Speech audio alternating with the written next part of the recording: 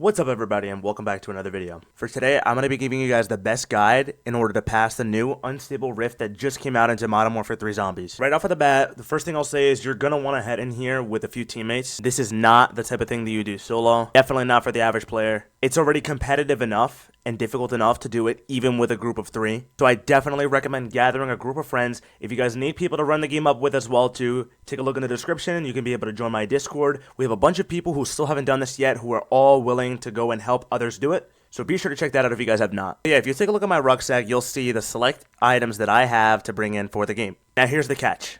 In each game, there are these pillars that are on your map, and you have to find 3 of these different pillars that each have a different ammo mod element. You were supposed to take a gun, a normal gun, as in not a wonder weapon, find that pillar, and whatever ammo mod that it tells you you need to use for that, that's the one that you'll use to kill the zombies around it. Once you kill enough zombies, a rift will spawn above that pillar, and then you're good to go and find the next one. Here's a clip from my previous live stream that shows exactly what I'm talking about. Right here, you can see me landing onto this pillar, equipping the brain rot mod because my teammate told me that this is the one that has brain rot. I'll actually rewind here so you guys can see the logo.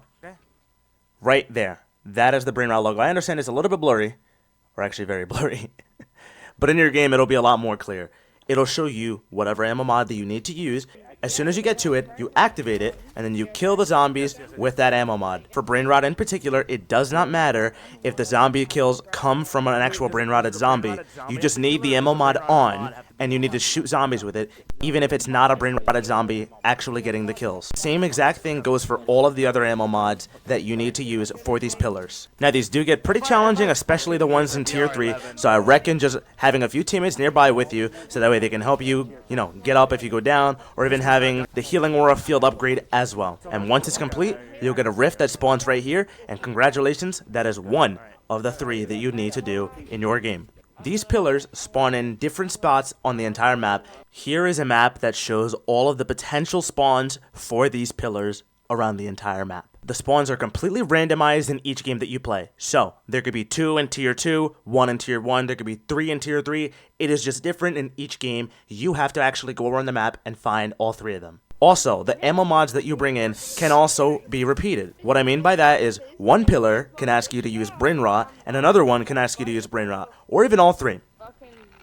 It is just different every single game, so you need to come in and be as prepared as possible. So as you can see, I got to this one, and this one was also brain rot. Once I activated it as well too, you can also see that the color of the smoke is green. Tier 1s are very easy, so you of course just get the kills, and then once you're done, just collect the rift, and boom, that's 2.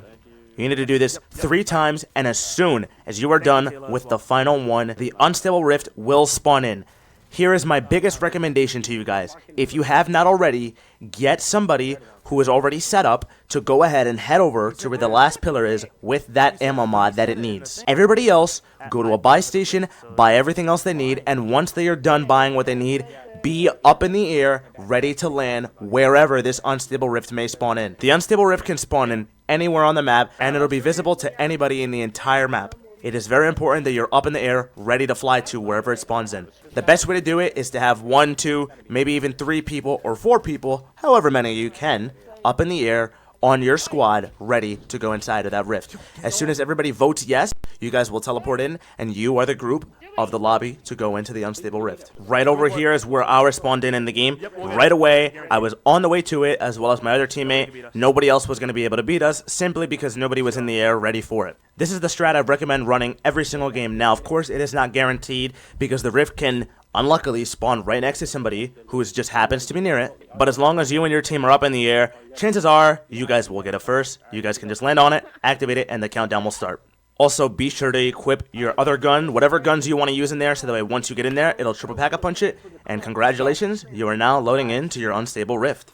Let's go, bro. Now that you've made it in, let's talk about the strategy that you and your team are going to use. So right off of the bat, you guys are going to want to come to this staircase that's to the left. Now, here's where it's very important that you use the things that I said are best to use in this Unstable Rift. Wunderwaffe, VR11, Deadwire detonators. That's the combo that I ran personally. I found it absolutely amazing. Deadwire detonators, so that way anything that comes up of this staircase, which the most zombies will come up from this staircase here, you'll want to throw those grenades whenever you get too overwhelmed. Otherwise, use your Wonder Waff, get some crowd control going in there. VR11 for any zombies to turn them into mercenaries as well too, so that way they won't all be coming towards you, but instead they'll also go for that mercenary zombie as well. There are 3 spots where the zombies will come from, so having at least one person looking at each spot, you guys can hold it down pretty well as long as you have the right firepower. And of course, the VR11, great for the high value targets that spawn in. It's 1 per round that'll actually be the marked one. As soon as you kill that one, the wave will end, and you'll be ready to move on to the next one. Now you might be thinking, well Decal, what if I don't have the Wonder Waff or VR11 unlocked? There are 2 things that I can suggest for you guys. One is consider running one of the weapons that I'm going to show you guys right now. If you look at your weapons and you go to launchers, this is one of the highly recommended guns that most people have used, specifically because of, like I said, the crowd control. There are a lot of zombies. Using the RGL is great for that. Another weapon, even though it just came out, if you guys manage to unlock this as well, this is also a great gun to use.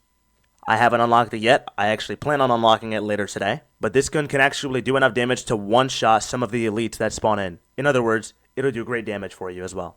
Lastly, the crossbow with explosive bolts. Having a combination of even all 3 of these guns should be enough to actually get you guys through it as well. This rift is a very challenging thing, and that's why I'm going to be helping as many people as I can starting today on live stream to help beat this rift. So if you guys have not, be sure to subscribe to the channel, join any live streams that I am doing, because for the next few days, I'm going to be taking the time out to help as many people as I can with this in real time.